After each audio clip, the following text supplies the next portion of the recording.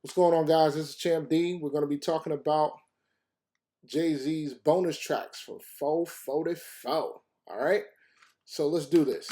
So there was 3 bonus tracks that was on the record. Adnis, Blues Freestyle, We Family, and Manyfacedgod.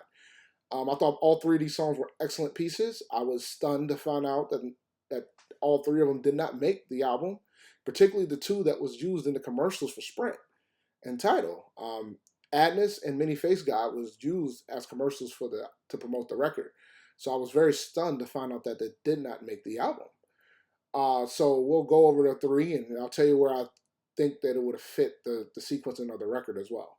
Adnis was basically a song about his father, talking about some of the pain that he possibly went through, and part of the reason why he was not around when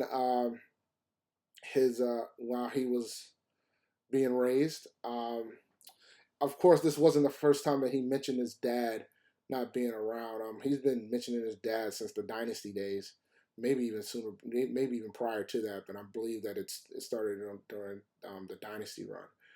I would have placed this track right after Smile, since Smile is about his mother. Adnis would have been about his father, mom and dad. It would have fit. It would have been great. It would have been a nice, excellent addition to the record there. But I'm happy to hear the full version, because I was afraid at one point that I wasn't going to get to hear it, even though we got a 30-second snippet in the commercial. The second song was Blues Freestyle, We Family. Blue ripped it to shreds. Not bad for a 5-year-old MC. She sounded a lot better than mumble rappers that most of the folks listen to on the radio nowadays. So she did her thing. Props to her. She was so adorable. When I heard her voice, it knocked me off a little bit, but I figured it was her.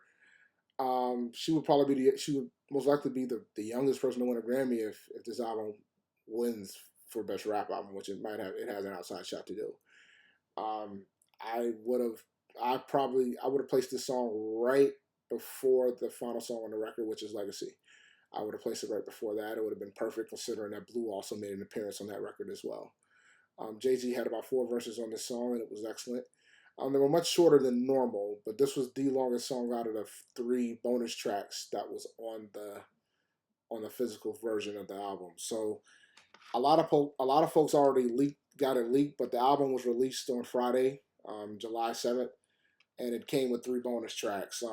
The cover art is the same cover art that everybody's seen. The booklet basically has a bunch of pictures from different cities across the world that had the 444 moniker. I'll show you a few of them, like London, for example. This was London. North Korea and Toronto. So it was pretty cool from that aspect. You still got to get the credits from the website. So like I said, Blues Freestyle, We Family, I would have placed it right before Legacy, right before we closed the record. Manyfacedgod, I thought this song was awesome as well. I'm just stunned that these 3 songs didn't make the record. It was more discussion about the family and some of his progressions. The fact that it was about his progressions, I would most likely place this song right between 444 and Family Feud, right after 444, the title track. It would have fit right in, because he was going through his transgressions in 444. This would have been a continuation of that, and then it would have went to Family Feud with the dope hook, Nobody Wins When the Family Feuds. So I have a couple theories of why these 3 songs didn't make the cut. The first theory I have is the fact that 2 out of the 3 songs were produced by James Blake. Adnis and Manyfacedgod were both produced by James Blake.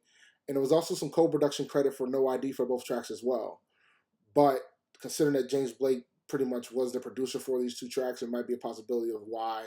Because if he wanted to have the one producer for the entire record, then they couldn't make the cut. even though he uses them as commercials. But fortunately, we were able to get to hear both versions of these records, which were both excellent pieces. If you haven't heard it yet, I'm pretty sure you got to go. I'm pretty sure you can find it rather quickly. There, I know Adnis is on YouTube. I haven't looked for Manyfacedgod. I haven't looked for Blues Freestyle, but I know Blues Free part of the song is all over the place because that went viral Friday night, Friday morning. So another theory that I have is that there was a needed incentive to buy the physical version. 3 bonus tracks are only included in the physical version. If you buy it off iTunes, you don't get 3 bonus tracks. If you buy it off Amazon, you don't get 3 bonus tracks. So I think you have to get the physical version. I believe only the CD's out. The vinyl will probably be out in a couple weeks. Typically, the vinyl takes longer. So they need an incentive to have the physical version. I think it's worth the purchase to get those 3 songs, in my opinion. And the third theory I have is length. The album was already under 40 minutes. It's clocking in at 36 minutes long. With these 3 tracks, it breaks around the 46, 47-minute mark. And that's still a short record. It's still Jay-Z's shortest album, even with the bonus tracks, which is impressive. And people remember when typically like bonus tracks was a norm for Jay-Z albums. Typically that final track would be 10 minutes long with 2 extra bonus tracks. So those are my 3 theories as of why these 3 tracks didn't make the cut. Like I said, Adnis would have been right after Smile. Blues Freestyle, We Family would have been right before Legacy, and Manyfacedgod I would have sandwiched in between 444 and Family Feud. Now, I want to do a quick ranking of Jay-Z albums, including this new one. I'm only going to count his solo projects, so Watch the Throne doesn't qualify. I'm not going to count the Unplugged album that he did with The Roots. I'm not going to count the MASH album that he did with Linkin Park. I'm not going to count the albums that he did with R. Kelly. So I'm just going to focus on his 13 solo efforts that he came out with over his career. Number 13 is Kingdom Come. I think that this is his worst album by far. I felt like you retire from Black Album, then you come back to Kingdom Come. I thought the album was poorly sequenced. I just didn't think the album was that good at all. There was a couple tracks on it, like Beat Chair, the title track. There's a few good songs on it, but it's not that. It's by far his worst record. Number 12 will be Blueprint 2. Blueprint 2 by far is his. He could have got it done in one disc, and it would have probably been higher on my list. And I think he made the attempt to do so, and he still didn't pick the right tracks because he had Blueprint 2.1. But if he could have taken a lot of the filler that was in this album and just had one dope CD, he didn't have to do a double disc, and he admitted that later, and that's why it's so low on my list. Magna Carta Holy Grail is sitting at number 11. I initially, when I first heard this record, I thought this record was great. I thought the record was good, but over time, I'm not going back to it. I'm not looking at it as often. It didn't age well at all. I would have been kind of hurt if this was the way he ended his career. So that's why Magna Carta Holy Grail is sitting at number 11. Number 10 was Blueprint 3. Blueprint 3 had Def Auto-Tune. Blueprint 3 had Run This Town. But overall, I wasn't a big proponent of the album as a whole. It had a few joints on it, but it wasn't as good as it could have been, considering that it was coming after American Gangster. You're seeing a nice little trend that I'm getting with right now. Number 9 is Dynasty, which was a pretty good CD. Dynasty is known for being Volume 4, Rock La Familia. This was originally the Rockefeller compilation album. Felt like the album was pretty much jumbled together, which was, but it still had a bunch of decent songs on it. Beanie Siegel shined on this record. Bleak had his moments as well. So it's a pretty good album. But it's still sitting in the middle of the pack for me. So number 8 is Volume 1. I felt like Volume 1 was an interesting record. It had probably his worst single that he's ever had, which was Sunshine. Sunshine was definitely his worst record. Sunshine almost ended his run because the label wanted more from him, and they weren't getting it at the time. Def Jam wanted more from him, and they weren't getting it at the time. So Sunshine flopping caused The Streets Is Watching, which garnered his buzz for Volume 2. That was approaching within the next few months. Number 7 is Volume 2. Volume 2 is probably his most important album, and it's also his biggest album from the standpoint of sales. It sold over 5 million copies. It was an okay album. I'm not as high on it as others, but Volume 2 was a good record. Number 6 was Volume 3.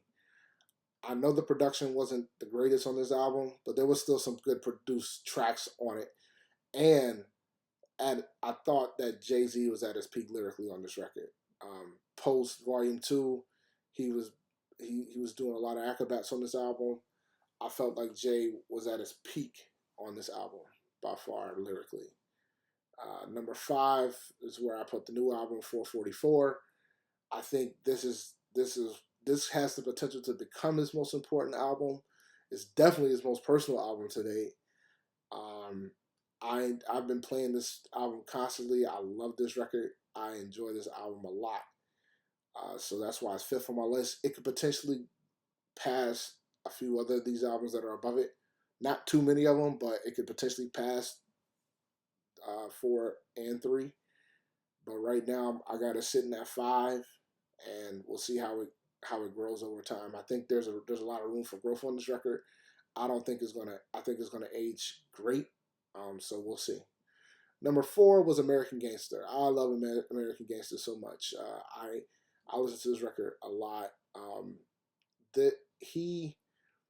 Him making this be the soundtrack for the movie American Gangster with Denzel Washington was awesome.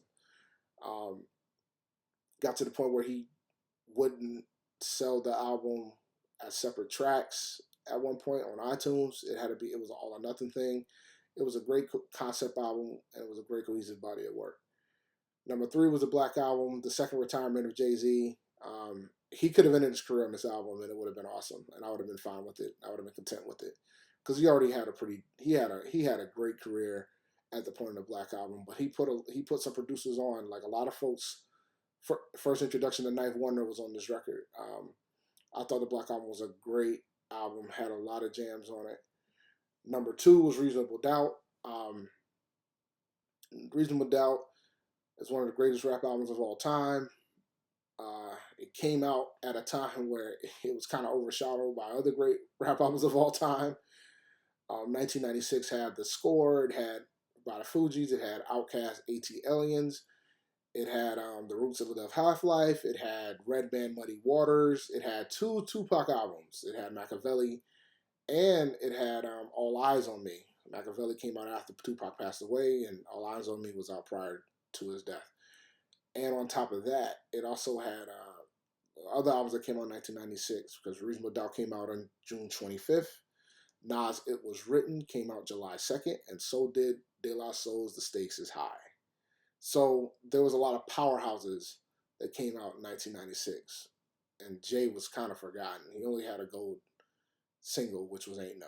Other than that, he was an afterthought. But this was a dope record. It was one of the greatest, like I said, one of the greatest rap albums ever made. At the time, I thought he was better than Big.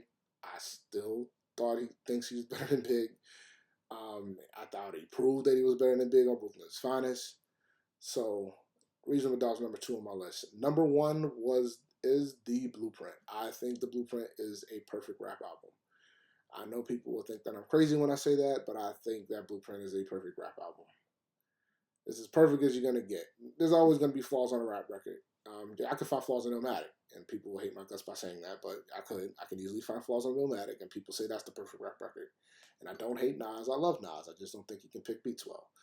But overall, I think Blueprint, in the climate that it came out in, Takeover is one of the greatest diss tracks of all time. Heart of the City is my favorite Jay-Z track. Song Cry, Renegade. Like it was a great rap album. Even the bonus tracks came through on this rap album. So that's all I had. I just wanted to talk about the final 3 tracks on 444 and give you guys my rankings of the J albums. Let me know if you agree or disagree in the comments below.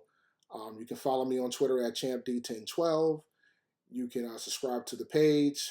Click on the bell. You'll get notifications when I have new videos, and I have more content on the way.